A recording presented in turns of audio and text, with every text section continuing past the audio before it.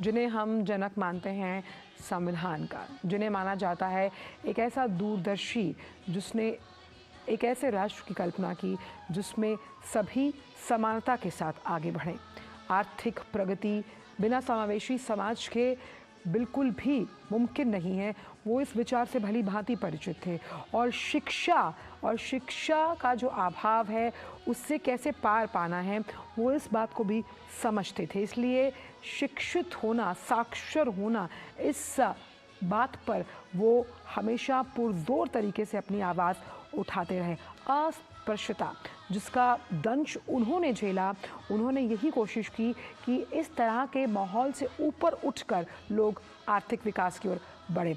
ऋषि हमारे साथ जुड़े हुए हैं।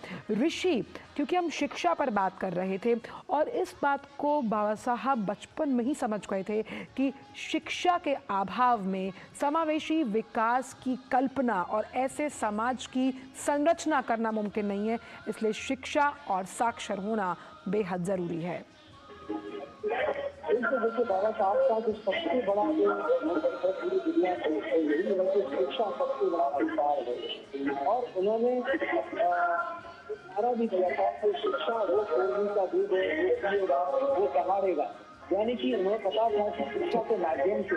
नीचे आपके पास वापस आएंगे आपके पास। हम लगातार अपने दर्शकों को बता रहे हैं कि संसद परिसर में बाबा साहब अम्बेडकर के महापरिनिर्वाण से दिवस से जुड़ा ये जो कार्यक्रम है उसका आयोजन किया जा रहा है।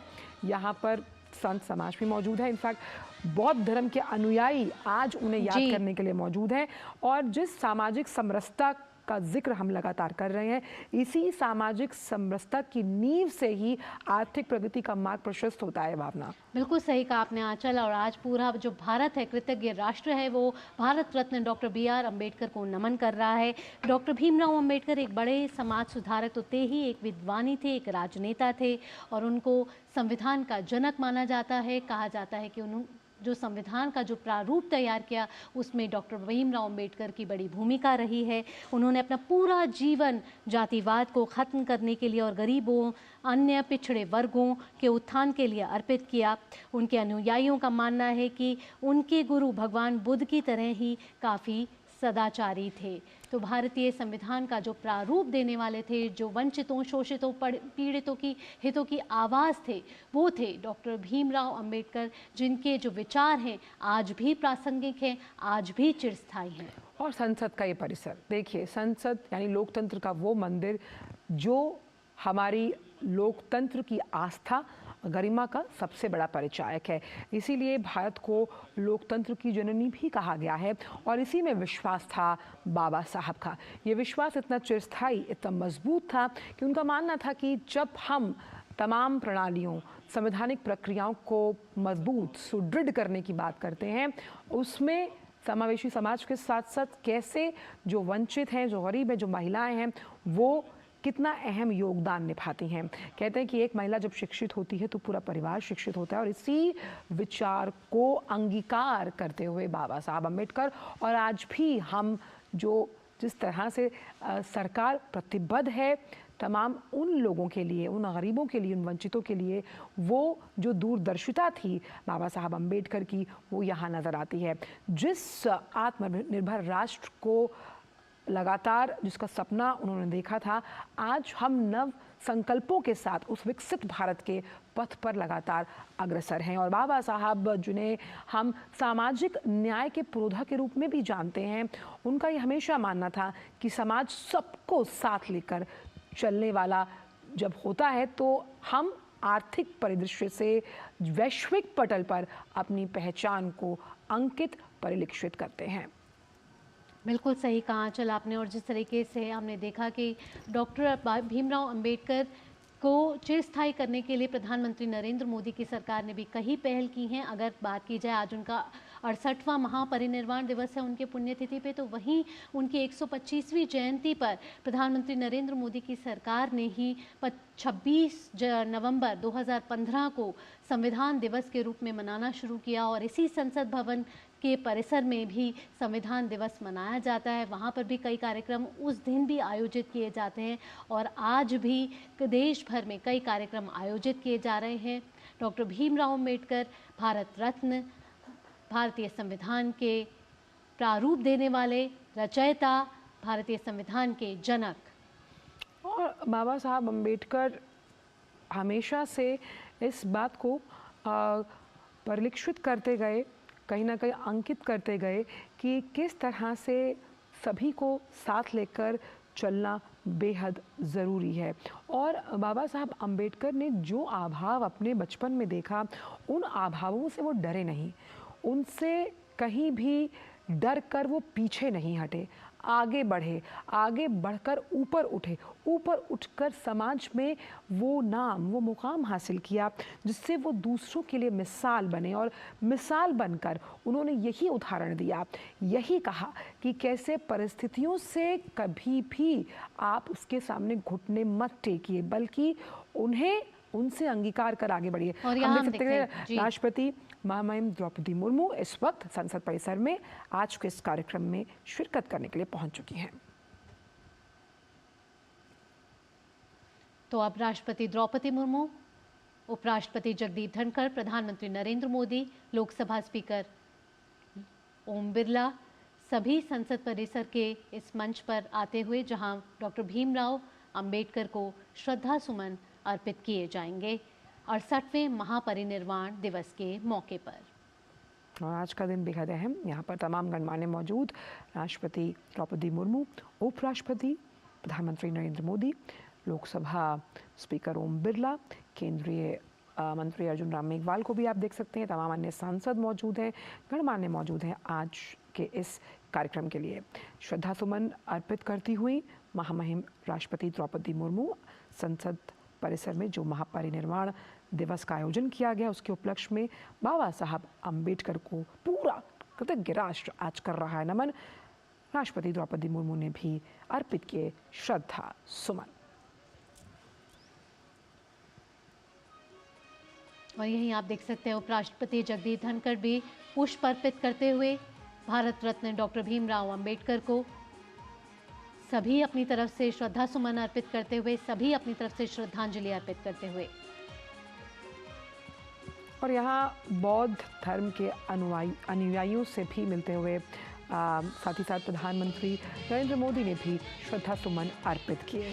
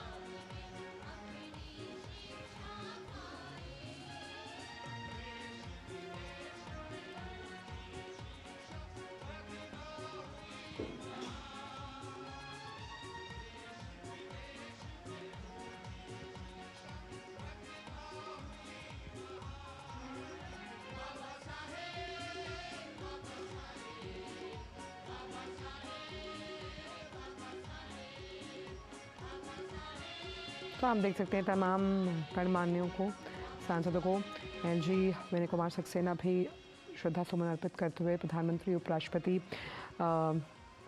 के साथ साथ राष्ट्रपति ने भी श्रद्धा सुमन अर्पित किए हैं। महापरिनिर्वाण दिवस पर बाबा साहब भीमराव अंबेडकर को बौद्ध धर्म के अनुयायियों से भी मिलते हुए तमाम गणमान्य और सांसद। तो कृतज्ञ राष्ट्र आज भारत रत्न से सम्मानित डॉक्टर भीमराव अंबेडकर को याद कर रहा है। उनकी ये प्रतिमा संसद परिसर में लगी है और ये लोकतंत्र का वो मंदिर है जिसका सम्मान, जिसका पालन करना, लोकतंत्र की जो तमाम मूल्य हैं उनका पालन करना हमेशा से सिखाया था बाबा साहब अंबेडकर ने। जी हाँ, और यही संसद है जहाँ भारतीय संविधान को प्रारूप दिया था डॉक्टर भीमराव अंबेडकर ने। यही वहाँ सेंट्रल हॉल है। यही है जहाँ 9 दिसंबर 1946 को मीटिंग हुई थी, जब संविधान को लेकर संविधान सभा बैठी थी। डॉक्टर भीमराव अंबेडकर उसके हिस्सा थे और तमाम जो मेंबर्स थे उन्होंने पूरी तैयारी की जब भारतीय संविधान को पूरा एक रूप देने के लिए। और डॉक्टर भीमराव अंबेडकर जो शिक्षा के पुरोधा तो थे ही, उनके पास 32 डिग्रियां थीं और साथ ही साथ जब वो भारतीय संविधान का रचयिता, मतलब जब वो उसको रच रहे थे, जब उसको वो प्रारूप दे रहे थे, तब उन्होंने कई दूसरे संविधानों का भी अध्ययन किया था जो दूसरे देश में पहले से ही मौजूद थे। बिल्कुल। तो आज हम याद कर रहे हैं, पूरा कृतज्ञ राष्ट्र नमन कर रहा है बाबा साहब अंबेडकर को, और ख़ास तौर पर जो आज की आने वाली पीढ़ी है, जो युवा हैं, उनके लिए भी उनके विचार, उनके कथन और उनकी जो वाणी है बेहद प्रासंगिक है। लेकिन फ़िलहाल नया सवेरा में वक्त एक छोटे से ब्रेक का। ब्रेक के बाद आकर बात करेंगे चक्रवाती तूफान मिचोंग से जुड़ी हुई। दीदी नौकरी लग गई। अरे वाह, बधाई हो। तो अब तो ढेर सारी शॉपिंग। हाँ दी, नया मोबाइल। अरे रुको शहजादे, सैलरी से पहले खर्चे। इंस्टेंट लोन भी तो मिलता है। पहले बजट बनाना सीखो, फिर खर्च करो। पर दी, देखो, कमाई का एक हिस्सा हमेशा बचाना चाहिए, लेकिन पार्टी देने से नहीं बचोगे तुम। हाँ दी, पार्टी मेरी, बजट तुम्हारा। अच्छा, आरबीआई कहता है सही वित्तीय बर्ताव करे आपका बचाव। तुम्हें पता है इन्वेस्टर्स के लिए कि इन्वेस्टर प्रोटेक्शन फंड होता है IPF, लेकिन अगर तुम्हारा ट्रेड एक्सचेंज पर एग्जीक्यूट नहीं हुआ या फिर कोई गारंटीड रिटर्न्स वाली स्कीम है तो ये IPF आपकी मदद नहीं कर सकता है।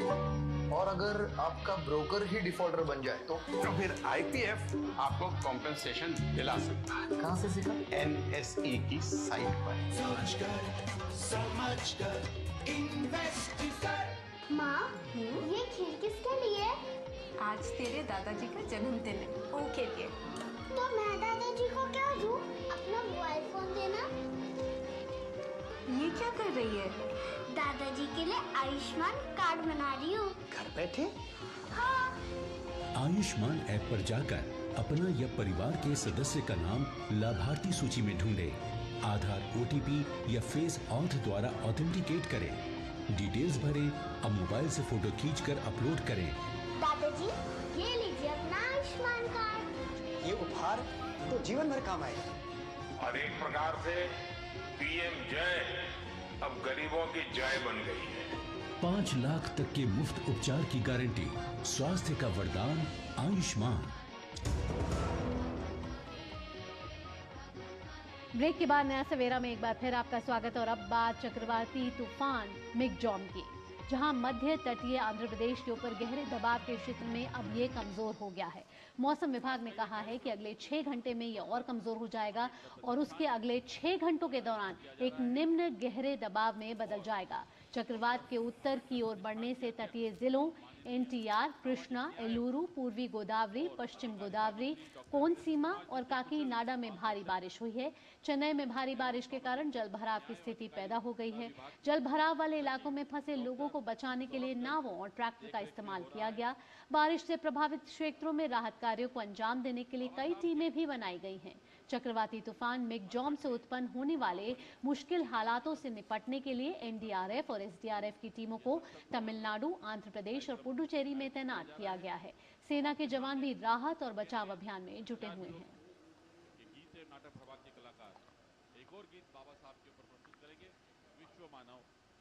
रुक करते हैं हमारे खास सेगमेंट अखबारों की सुर्खियों का।